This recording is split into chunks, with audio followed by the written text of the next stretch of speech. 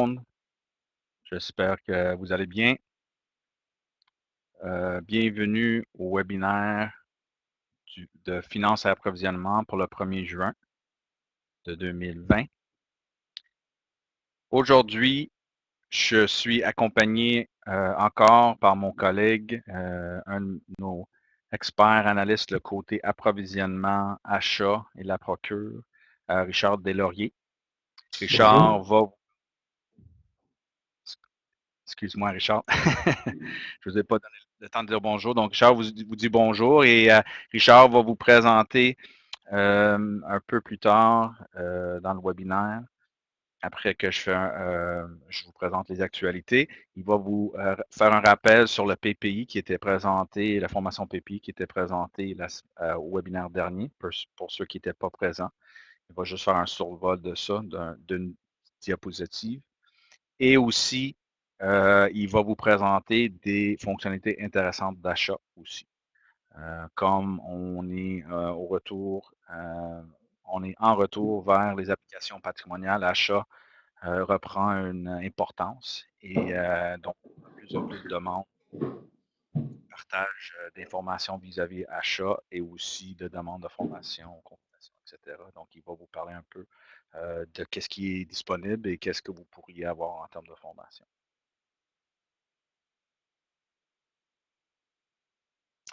Avant de partir, comme toujours, je vais juste faire un test.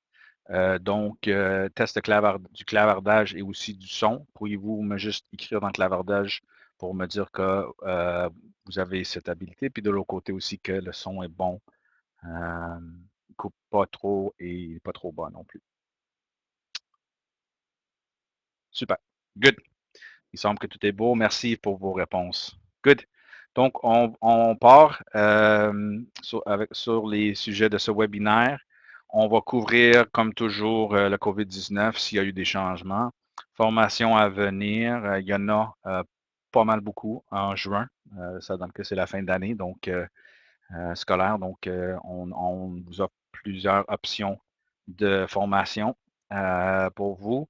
Aussi, on va vous donner une mise à jour sur le projet RAP, où on est rendu. Et à la fin, comme mentionné, Richard va présenter des fonctionnalités intéressantes d'achat qui est très intéressant. Juste en passant encore à la fin, on avait ça, mais le RAP encore, quand on parle de projet RAP, c'est la réappropriation des applications patrimoniales. Je pense que tout le monde connaît ça à ce point-là, mais juste pour le répéter. Donc, mise à jour côté COVID-19. Nos services sont toujours offerts à distance. Il n'y a pas de changement de ce côté-là. Donc, c'est la même que mentionné au dernier webinaire. On a nos services de soutien via espace client et on a nos formations et consultations à distance. La seule différence, comme vous verrez dans quelques secondes dans le diapositive, c'est là on commence à retrouver notre rythme. Avant, en mars-avril, on a fait pas mal de consultations, formations qui étaient pertinents à la situation qu'on vivait là. Puis, mais là, on retourne au normal en termes des formations qu'on donnait avant. Puis le volume aussi de ces formations aussi.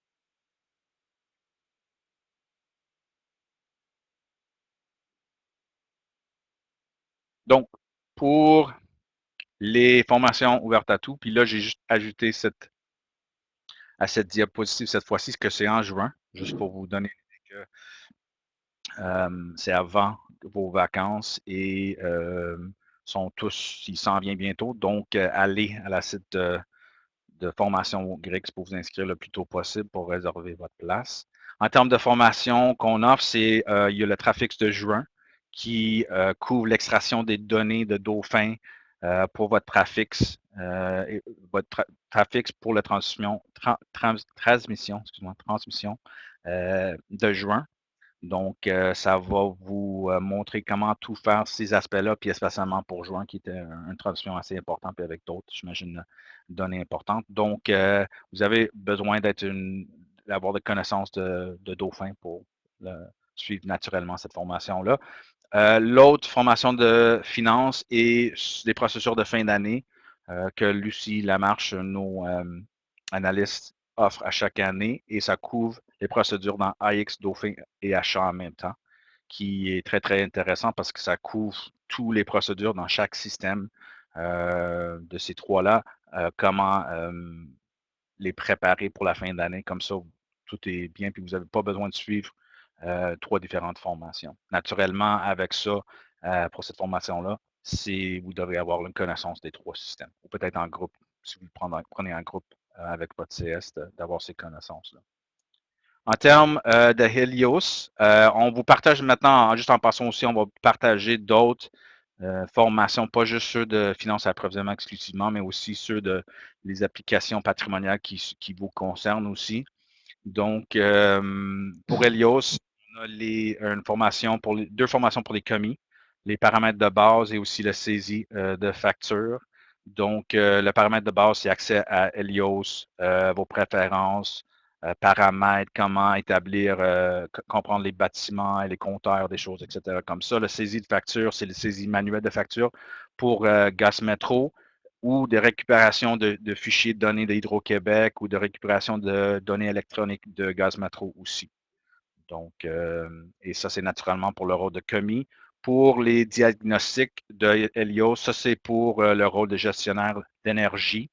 Et là, dans cette formation-là, on va comprendre comment exporter des données et les diagnostics de Helios pour travailler avec ceux-là, pour avoir plus d'informations, puis vraiment cibler les mesures et des choses comme ça qu'on veut suivre. En termes de suivi énergétique, excuse-moi, un peu de difficulté. Aujourd'hui, il semble. C'est une introduction au développement des tableaux de bord et aussi des bilans dans Helios. Donc, c'est un peu évolution par-dessus les diagnostics, donc pour construire des rapports et des choses qui sont plus pertinentes à votre suivi. Et ça, c'est encore pour le rôle gestionnaire d'énergie, mais aussi pour des techniciens en bâtiment aussi. Après ça, pour la procure, on a plusieurs formations aussi. On a les dépôts bancaires qui couvrent les dépôts bancaires, naturellement, les gestions des paiements, puis tout autour de ça. Ils ciblent, ils visent des utilisateurs généraux de la procure. Toutes les quatre, dans le fond, ont ça. Alors, principalement les trois premiers, excuse-moi. Et après ça, facturation et encaissement, c'est en général, ça couvre la fonction de la cache enregistreuse et tout ce fonctionnement. Donc, comment faire une vente, puis comment travailler avec la cache enregistreuse, dans le fond. Et dernièrement, c'est à propos des remboursements, donc des remboursements complets, partiels, des notes et crédits, des choses comme ça qu'on a besoin de faire avec la procure. Donc, ça, c'est les trois premiers. Le dernier, c'est celui que Richard a présenté au dernier webinaire, qui est très intéressant, qui probablement, Richard va me corriger, mais j'imagine ça cible en termes des participants plutôt le côté TI, puis aussi finance en termes de un aspect de personne qui est responsable du système de Dauphin et aussi Procure. Et donc, c'est pour des paiements par Internet. Donc, on peut faire des paiements par Internet via la procure, puis il peut être intégré dans Dauphin après. Mais je ne vais pas dire plus que ça. Je passe la parole à mon collègue Richard qui va vous expliquer un peu plus de ça, puis aussi les fonctionnalités intéressantes d'achat.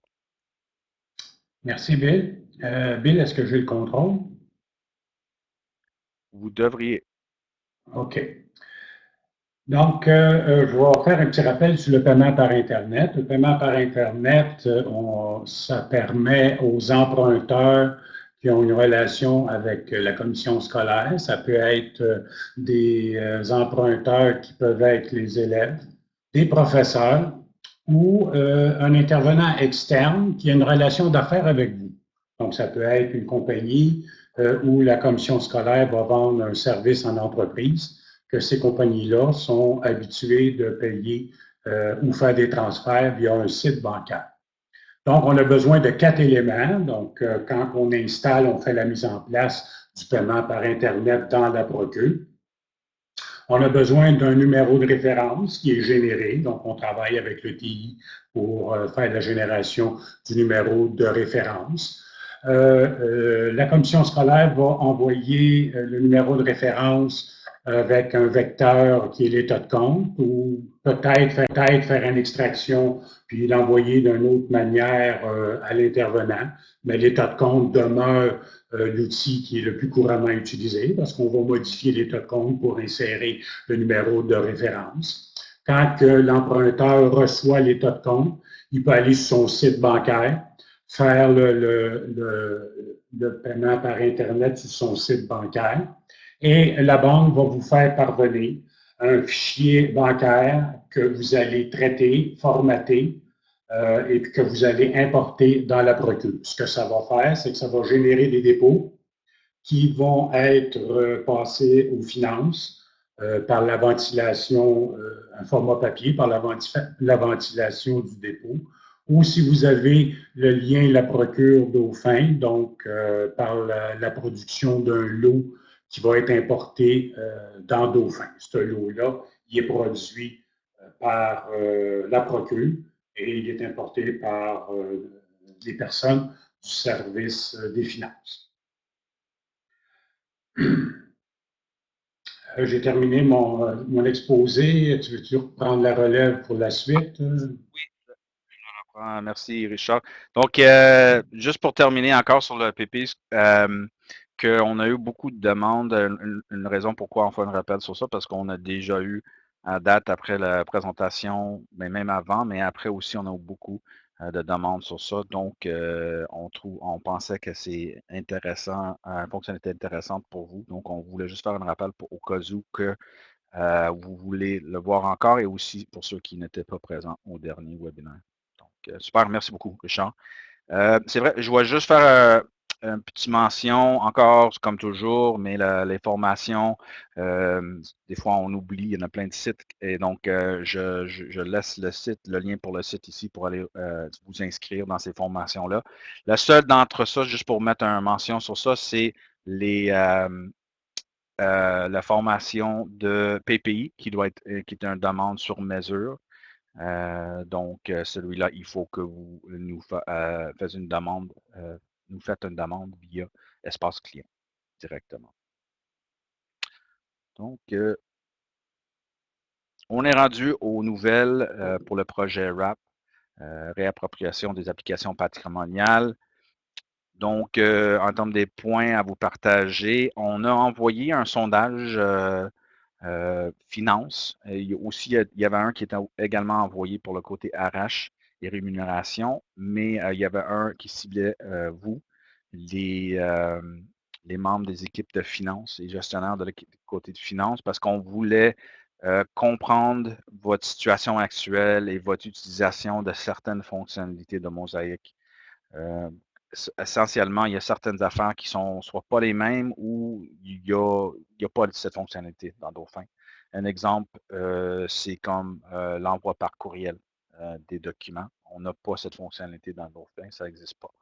Un autre exemple, c'est les numéros de groupe souche pour des factures clientes.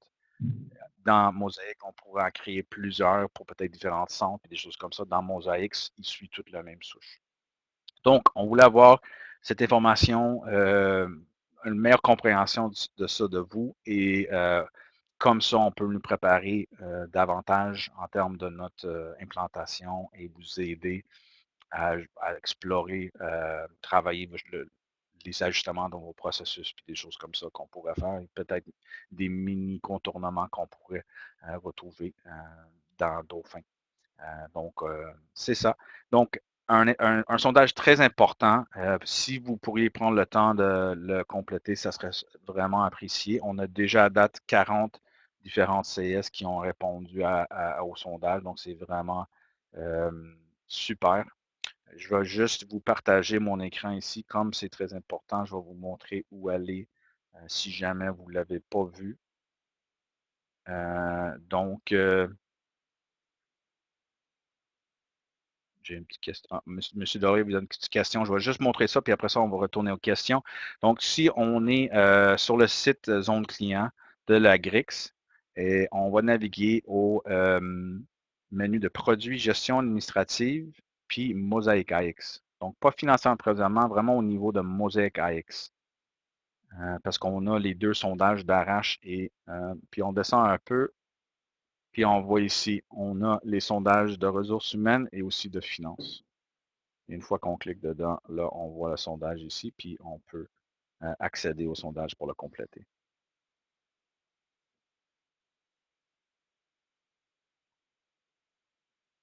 Donc, c'est ça le sondage. Vous avez jusqu'à la fin de la semaine, donc ce vendredi. Donc, s'il vous plaît, si vous n'avez pas fait encore, si vous pouvez prendre le temps pour le faire, parce qu'on veut vraiment nous préparer. Puis de l'autre côté aussi, on veut personnaliser nos implantations le plus possible. Comme ça, on peut regrouper peut-être, on ne sait pas, mais au cas où on peut regrouper des personnes ensemble qui ont des mêmes besoins, ça serait idéal aussi. Puis vous pourriez peut-être partager l'information entre vous aussi en termes de comment changer vos processus, comment travailler avec ces écarts-là, etc. OK, le deuxième point, c'est la conception. On continue sur notre travail de conception, ça avance très bien. Nous finalisons, dans le fond, nos préparations pour le pilotage qui débute en mi-juin, donc dans quelques semaines. Donc, ça avance très, très bien. Puis, on est presque là. On va presque prêt pour passer en pilotage pour compte à des clients, compte à recevoir et immobilisation. Troisième point, c'est le moment plus opportun. C'est quoi le moment le plus opportun, excuse-moi, pour votre implantation? Laissez-nous savoir par courriel. Nous allons placer les informations dans notre calendrier à nous. Donc, on veut savoir, on veut entendre de vous, pas juste dans le sondage, mais aussi en termes de quand vous préférez passer pour votre migration du RAP, du projet RAP. Encore, on commence avec immobilisation et compte à des clients, compte à recevoir, mais très bientôt, à l'automne puis au printemps 2021, on va partir avec les autres modules d'Arrache, puis aussi CFA Pro, etc. Donc, ça va avancer quand même rapidement. Donc, laissez-nous savoir. Par contre, juste une mention sur ça, on veut savoir, puis on va faire notre mieux de vous placer dans cette moment-là. Ça va marcher si ça marche pour vous, ça va marcher pour nous aussi. Sauf dans tout ça, puis on sait souvent comme novembre, c'est un bon mois. Donc, si tout le monde tombe, ça faudrait qu'on rediscute avec tout le monde. Mais si on a juste quelques-uns, donc peut-être nous envoyer, si vous peut-être votre option numéro 1, puis deux autres options aussi, puis on va vous contacter après pour partir la discussion, pour quand, pour la planification, etc. Donc, je retourne aux questions. De Madame Côté, bonjour Monsieur Delaurier, aviez-vous eu l'info à savoir si le numéro de référence peut être généré par le modulo 10? Ah, donc ça, c'est une question assez Oui, je précise. peux répondre là-dessus. J'avais été en contact avec Madame Côté il y a quelques semaines suite au premier webinaire.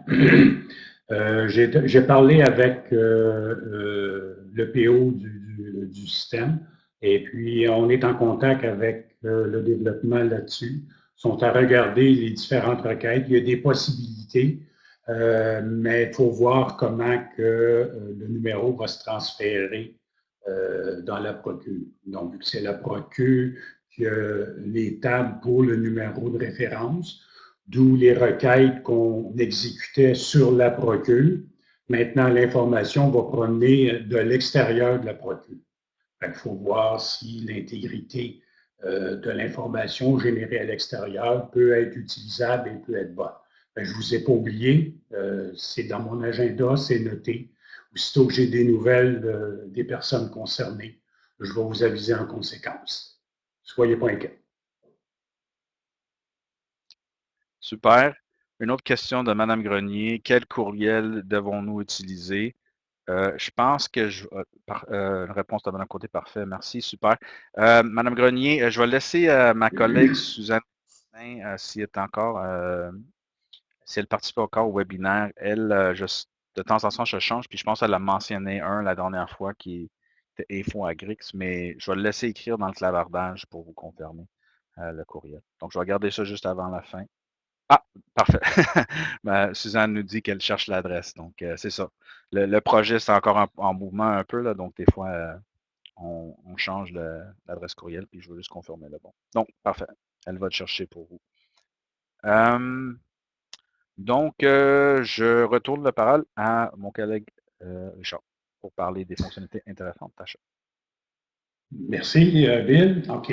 Achat, c'est un système qui existait depuis longtemps à l'Agrix, que les commissions scolaires ont déjà utilisé, qui a arrêté d'être mis de l'avant à cause qu'on a eu Mosaic AX pour implanter l'approvisionnement au niveau des commissions scolaires. Achat, c'était un logiciel qui avait atteint une très bonne maturité. Et puis, je pense que pour les 5 prochaines années, ça serait intéressant qu'on l'utilise et qu'on regarde aussi les fonctionnalités pour qu'on puisse remettre à jour les informations des différents utilisateurs de Achat. Donc, pour l'approvisionnement, dans un contexte centralisé, un service d'achat dans une commission scolaire peut maintenir tous les articles qui peuvent être utilisés, consommés dans la commission scolaire. Elle va gérer aussi le service centralisé, les demandes d'approvisionnement qui proviennent des écoles. Elle va gérer aussi toutes les commandes qui peuvent être générées pour fournir soit les magasins ou soit les demandes d'approvisionnement provenant d'un instituteur ou d'une école. Elle va gérer aussi les demandes de prix pour mettre à jour les prix des articles du catalogue ou faire des appels d'offres avec fournisseurs multiples. L'information peut être demandée, dans le cas des appels d'offres, demande de prix, soit par courriel et transmis directement aux fournisseurs, aux contacts qui vont donner des réponses pour que la commission scolaire puisse comparer les prix entre les différents fournisseurs. Dans un contexte décentralisé, les écoles pourraient faire aussi des demandes d'approvisionnement à l'interne. Donc, si une école ou un centre de formation qui aurait un ou plusieurs magasins pourrait combler dans un contexte décentralisé des demandes d'approvisionnement provenant des professeurs. Elle pourrait faire aussi des demandes de prix, appels d'offres aux fournisseurs et pourrait placer la commande. Elle pourrait même jusqu'à créer et maintenir les articles dans le catalogue. Elle pourrait parler aussi aux fournisseurs pour envoyer les demandes de prix, appels d'offres et les commandes. Donc, on aurait aussi au niveau de la réception des marchandises. C'est un processus qui est très important parce que achat a quand même des approvisionnements automatiques. On peut enclencher une procédure d'approvisionnement automatique basée sur des valeurs minimum ou maximum. Par contre, il faut être rigoureux, il faut maintenir nos niveaux d'inventaire. Donc, la réception de la marchandise qui est faite au niveau centralisé ou au niveau décentralisé des écoles devient très importante à ce moment-là. Elle va maintenir les niveaux d'inventaire qui va pouvoir justifier une demande de réapprovisionnement automatique. Le tout, toutes ces informations-là, c'est lié à Dauphin. Donc, aussitôt qu'on fait une action, on passe une commande au fournisseur, un engagement est généré dans Dauphin, le numéro de commande est envoyé avec le fournisseur de cette commande-là et l'information est suivie tout au long du parcours qu'on va faire quand on va facturer. On va pouvoir liquider l'engagement avec la facturation de façon totale ou partielle si la réception elle est faite partielle. Un autre processus qui pourrait être important, Bill, pourrais-tu faire un clic, s'il vous plaît? Je n'ai pas le contrôle. Oui, juste avant de continuer, je pensais juste intervenir pour demander Est-ce que c'est un bon moment pour demander à notre audience le passé du sondage pour leur connaissance à propos de, des Ah oui, fonctionnalités? c'est vrai. Bon point, bon point. Avant, Pourrais-tu avant lancer le d'aller sondage? Oui, je vais le lancer. Avant d'aller plus loin et juste pour comprendre à quel niveau sont à quel niveau vos connaissances à propos des informations du sujet que Richard parle. On voulait juste avoir un peu d'informations comme vous pour orienter la discussion un peu plus et aussi le partage d'informations que Richard va faire. Donc, je vais lancer un sondage à vous maintenant. Et on va vous demander de votre côté de juste prendre quelques minutes, s'il vous plaît, puis euh, pour voir aussi si vous avez déjà des connaissances d'achat ou non.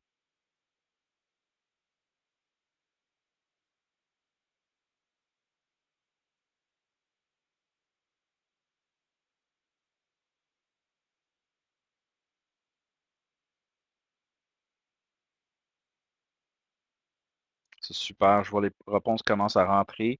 Je pense que de votre côté, vous devriez voir les résultats aussi. Juste à mentionner, comme on est en train d'attendre que Suzanne, merci beaucoup, à partager l'adresse courriel. Puis oui, c'est exactement info@grix.ca pour mentionner votre intérêt et votre meilleur moment pour la migration de web.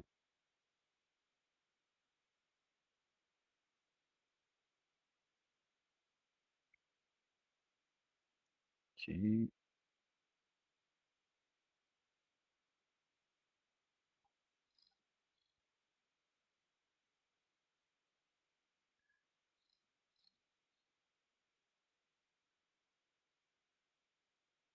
Oh, il y a un peu plus de connaissances au niveau des gestions des magasins.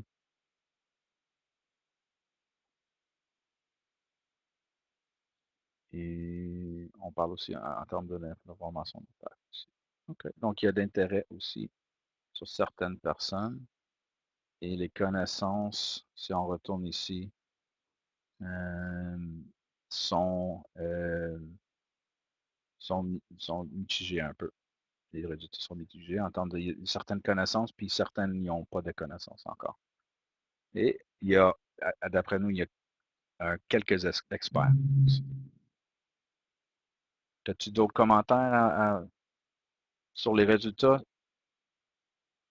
Richard? Non, non, je les regarde, là, je les analyse, et puis, non, il y a eu beaucoup. Mais je remarque qu'il y a quand même certains utilisateurs qui n'ont aucune expérience. Donc, ces personnes-là, pour bien intégrer puis emmener un aide substantielle au niveau de la commission scolaire, ça serait intéressant qu'ils regardent une formation à la carte, là, la personnalisation à la carte qu'on suggère à la question 6.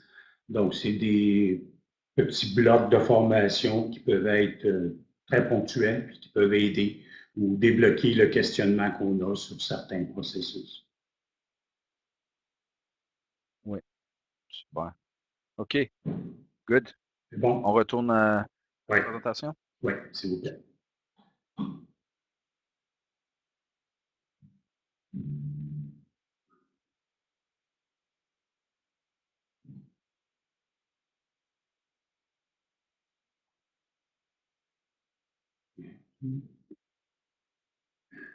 OK. Au niveau l'autre fonctionnalité intéressante, c'est le magasin. Le magasin, on peut-tu faire un clic, s'il vous plaît, Bill?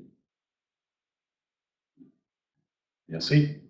Donc, le magasin va nous permettre de contrôler notre stock. Dans Achat, on peut faire des sorties au comptoir pour qu'on puisse contrôler les niveaux d'inventaire, pour passer les articles aux différents intervenants. Comme ça, on sait, on va garder une trace via un journal de sortie, qui est venu chercher le stock et qui est venu rapporter certaines marchandises. Le magasin va répondre aussi aux demandes d'approvisionnement qui émanent d'une école pour un professeur. Le magasin va gérer aussi, peut être approvisionné par le département d'achat avec l'outil que je parlais tantôt, qui est un outil de réapprovisionnement automatique. À période fixe, on peut lancer cette procédure-là qui va nous suggérer des montants à commander en fonction de nos valeurs minimum et maximum qu'on a mis sur les articles de notre catalogue.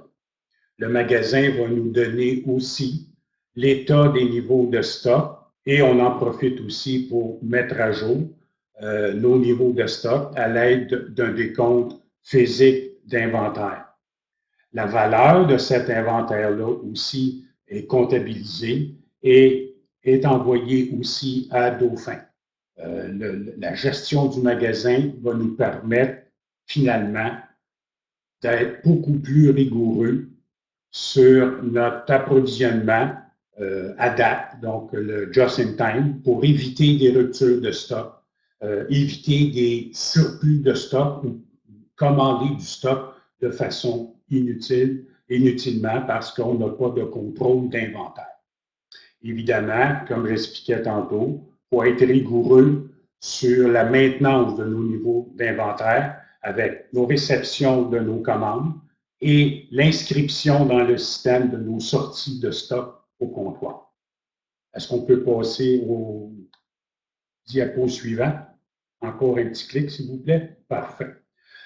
Autre fonctionnalité intéressante, ce sont la gestion des biens capitalisables. Donc ça requiert aussi un magasin où on va créer des stocks,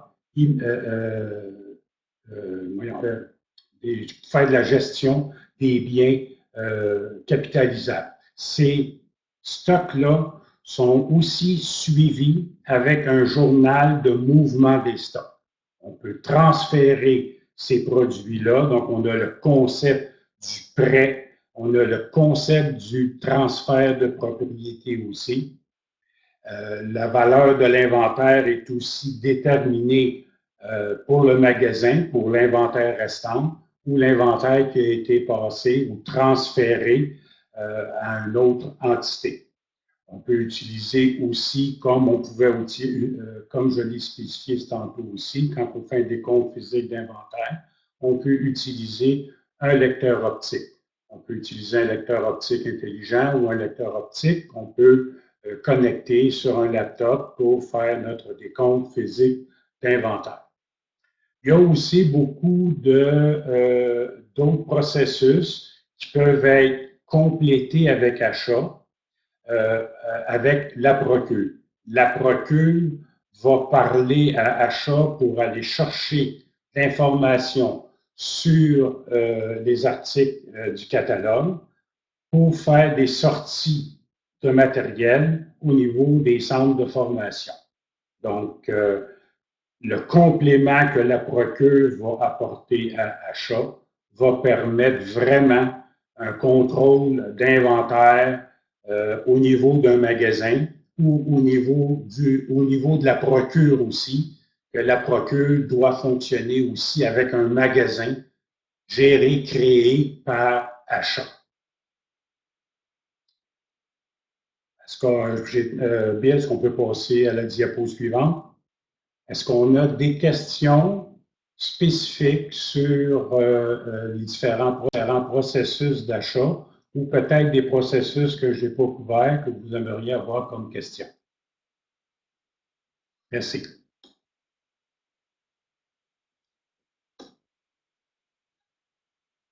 Oui, merci Richard. C'est intéressant. Il y a beaucoup de fonctionnalités là, puis beaucoup de potentiel.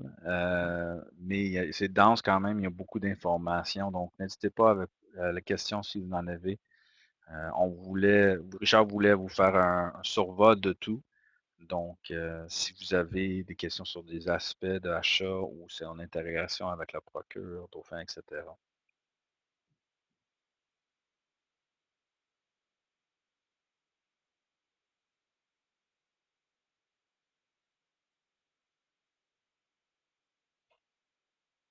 Donc, juste à mentionner aussi, c'est aussi une discussion on pourrait avoir avec vous en personne aussi. Ça, c'était vraiment juste pour présenter un peu le potentiel comme mentionné et donc pour débuter la discussion. Donc, si vous pensez à être intéressé à cette fonctionnalité et ou vous avez des questions à propos d'autres choses en termes de comment est-ce que Mosaic, comment est-ce qu'il est comparable à Achat, qu'est-ce qu'il peut faire, des choses comme ça, n'hésitez pas de nous contacter. Encore, je pense que la meilleure manière pour ça, ça serait via une interaction et une demande d'information ou une demande de discussion via espace client. Euh, c'est juste comme ça, on va vous rejoindre la meilleure personne avec vous après pour en discuter avec vous. Richard, as-tu d'autres commentaires à propos? D'autres choses à dire? Ben, concernant l'approvisionnement achat, ce serait peut-être bon que les différents utilisateurs fassent un genre de survol sur leur connaissance, puis voir vraiment le côté qu'on pourrait utiliser et voir peut-être même extensionner dans achat et qui ne sont pas présentement utilisés. Je sais qu'on avait Mosaïque, plusieurs commissions scolaires ont Mosaïque. J'ai participé à l'installation de Mosaïque en petit approvisionnement. Et puis, oui, la majorité des fonctionnalités se retrouvent dans Achat. Et comme je disais tantôt, Achat, c'était un logiciel qui avait atteint sa pleine maturité. Donc, c'est encore un logiciel qui a beaucoup de potentiel et qui pourrait grandement aider les commissions scolaires et le service des achats pour le contrôle et la maintenance de l'inventaire. Et c'est pas juste la nouvelle utilisation ou de partir avec ça, c'est l'extension de vos connaissances aussi parce qu'il y a beaucoup de potentiel et beaucoup de fonctionnalités qui pourraient être exploitées. C'est ça? Effectivement, effectivement. Oui, OK, super. Good. Ben, juste, je veux, avant qu'on va plus loin, je vois qu'on perd quelques utilisateurs peut-être parce qu'ils n'ont pas de questions. Je voulais juste vous mentionner, on va être ici encore pour les questions, mais que c'est notre dernier webinaire de cette année, avant les fêtes, avant les vacances, excuse-moi, d'été. On va revenir au 15 septembre, donc le premier lundi après le congé de lundi, la fête du travail.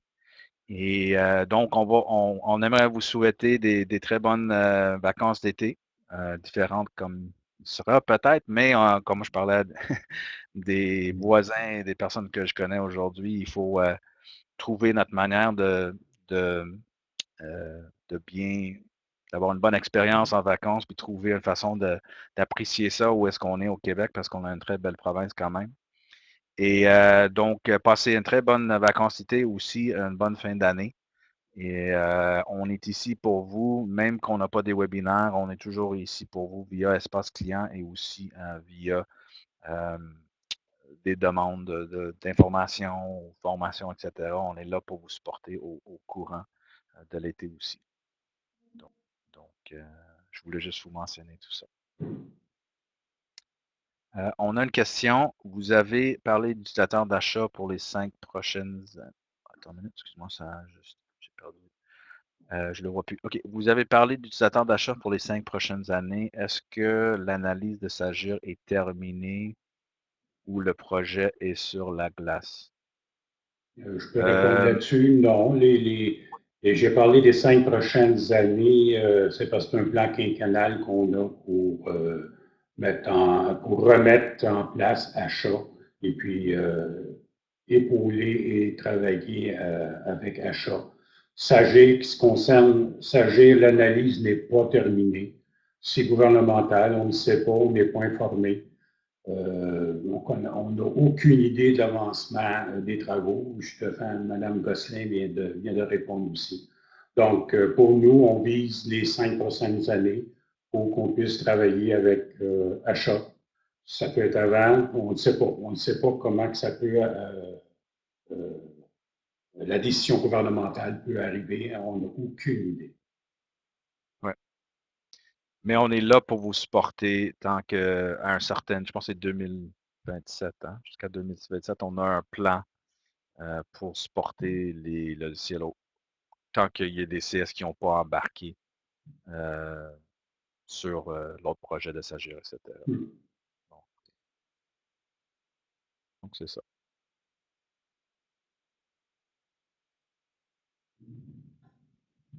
OK, ben, est-ce qu'il y a d'autres questions à propos de n'importe quoi des sujets qui étaient au webinaire?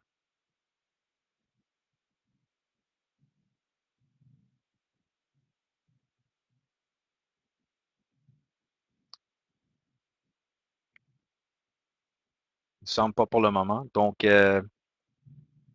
parfait. Merci à vous. Encore passez un très bon été de notre part et on vous reverra en septembre.